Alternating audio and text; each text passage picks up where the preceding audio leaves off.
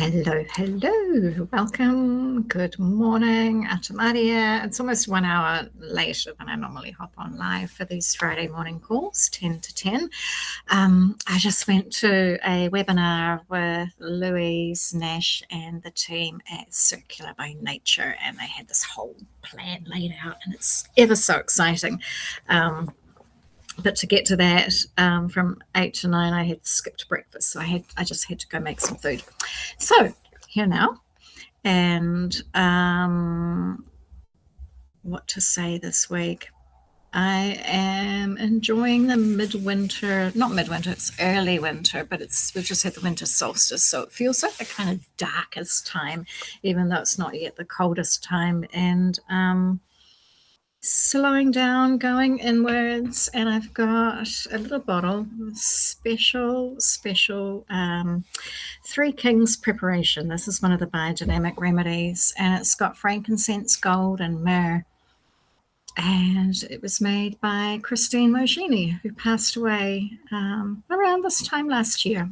And this is a preparation that is used during the Holy Nights, or on January 6th, Epiphany, which in New Zealand is the middle of summer. And when Christine first started making this, we had a study group here in New Zealand.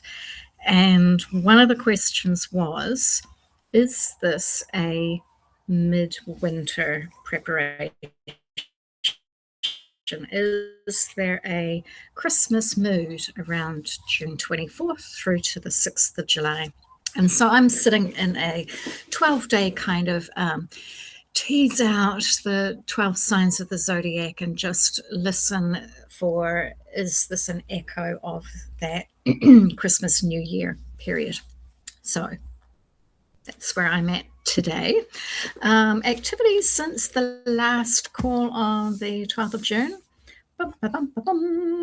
Not a lot of floral compost activator. I have made one batch, and that is this one here. I could dilute that into 10,000 litres of water and fix compost of a whole town.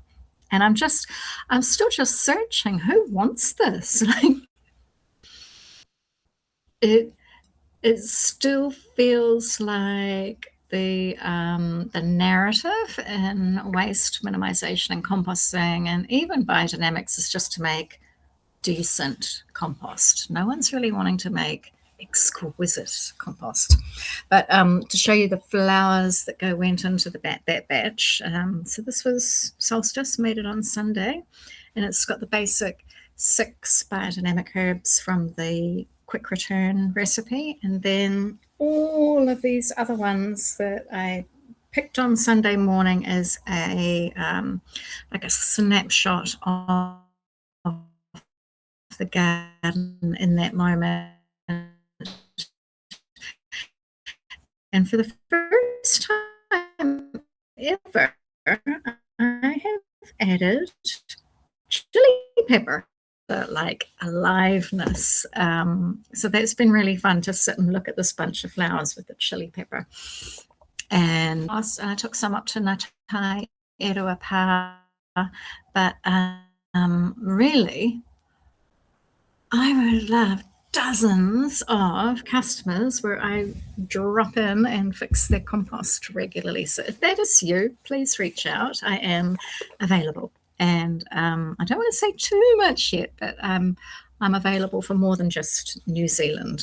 So yeah, planning a bit of a trip and looking to see who would I go visit to get the flowers and how would I set up a floral compost activator studio, which is, my studio fits in a box that size, but how would I work nomadically? Other updates, I had noho number 5 for weaving, and then came home, made my 3rd kete. So this is a little bit of a distraction. It is not part of my coursework, but I've set myself a project plan, and step 1 of the project is to practice lots and lots of different patterns so that I get a feel for them. They work their way into my fingers and I see how they look, and I can start to build a repertoire of the patterns. It's like learning a language. So in that sense, it is preparatory work for my final exhibition piece for Raranga. So for those who've been following for a while, I have been having some mysterious dizzy spells. I've been calling them migraines. The doctor says they're not migraines because I'm not in pain. I just lose gravity, lose vision, and often vomiting. So I've been and I've had a CT scan and I had a diagnosis. I can't remember. It is pulsatile tinnitus of jugular bulb origin. So basically, there's something in my inner ear that is blocking like blood flow. And what happens is that I can hear and feel my heartbeat. And it, on occasion, it becomes so distracting that, apparently people go crazy. And then the migraines are that leads to the vertigo and nausea, which is exacerbated if I'm in a high stress environment or if I can't hear and I'm strained to hear, and then everything starts to swim. So I'm now on medication. I haven't taken regular medication for years and years and years. And I kind of empty my compost toilet bucket out into the compost and think, I'm now putting medication onto the land, and that feels quite strange. But anyway, had noho, no migraine. Yay. It was the migraine at noho that it was like, okay, you have to get this checked out. Okay, other events over the last 2 weeks. I've had a long call with an Enviro Schools teacher about harakeke composting in another part of the country, a little bit too far for me to just pop over and work with the school. But I do have the PDF in the Ko-fi shop that people can get as a guide. And, it's interesting being expected to do this work unpaid and then trying to tease out what is the budget. And then even so the ebook is $10. Can you stretch to a $10 ebook? No purchase yet. Sorry for whinging. Have the next edible garden workshop at Ngātairua, and each fortnight we're looking at what's growing in the garden, and I prepare a dish, and that kind of connects the composting with the garden, with the people, and closing that loop. So we had onion weed and nasturtiums. So yum. So yum. And then Friday, I went and looked at I went and looked at a school garden project. And I'm sitting with the vision of what this could be, way outside the budget. They are, their ideal, I think, is to hire someone to go and spray herbicide over the whole school grounds. And then it's nice and tidy, quick and easy. And I'm going, no. Not going to do it. And if you do that, I won't be able to work here. So the commitment I made, I think it was New Year, sort of like one of those New Year resolutions, was I'm just not going to work in places that use glyphosate. And that is costing me financially. To the point of the extreme, like would I compromise on that value in order to cover my living expenses? And at this point, it's a no still. There's another meeting last week that I can't quite talk about yet, but it's so cool.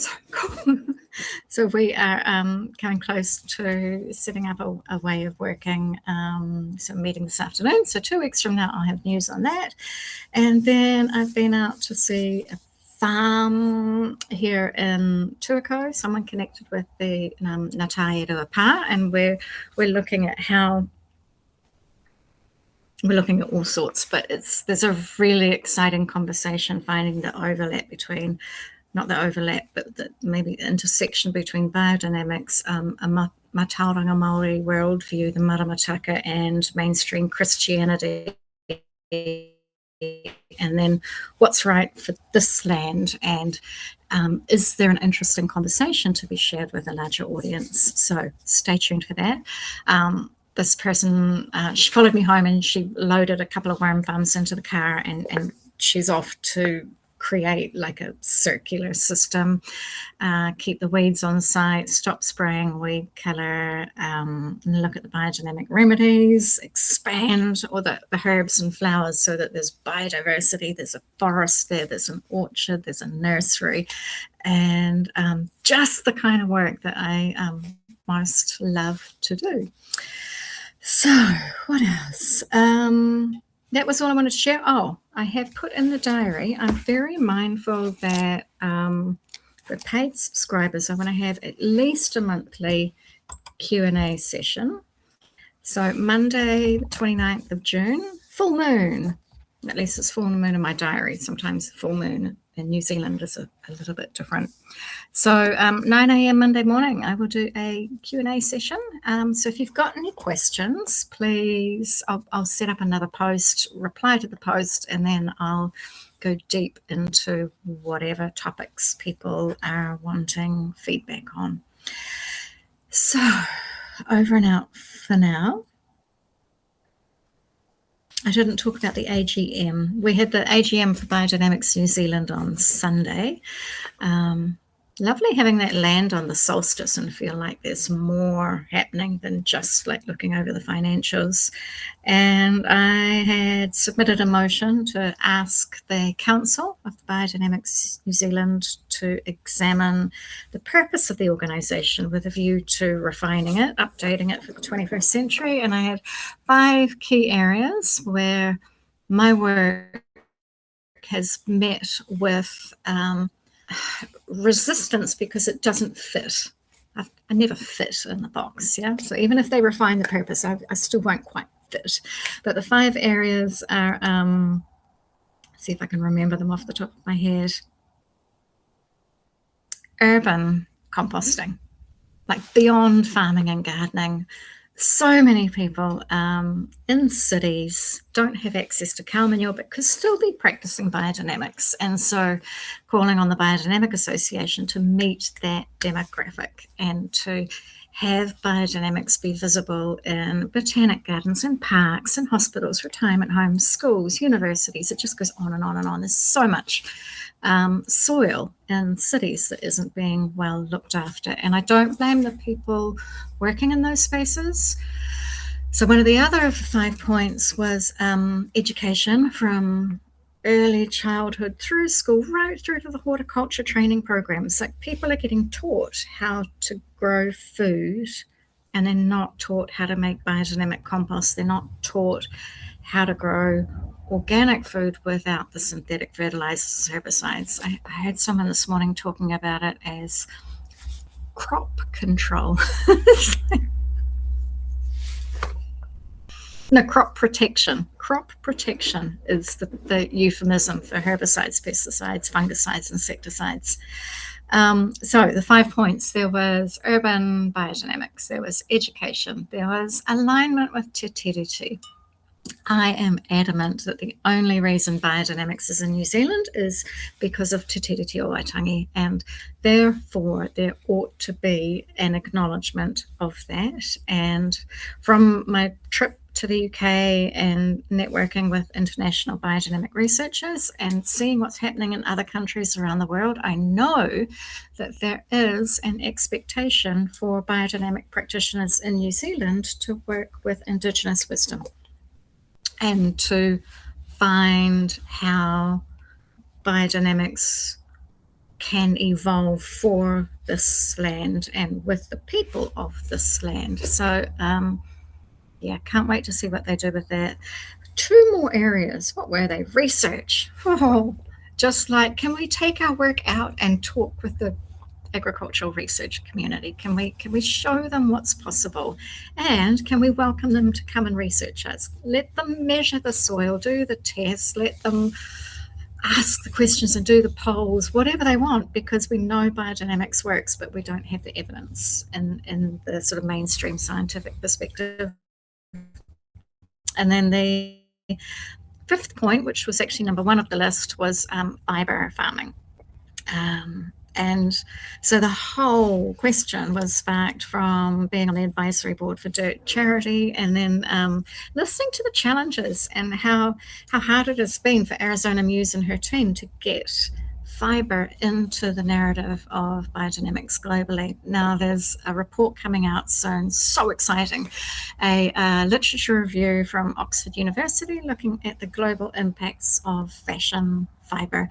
And a lot of people are talking about fashion, and some people switch off, but we all wear clothes. So everything we wear is made from fiber.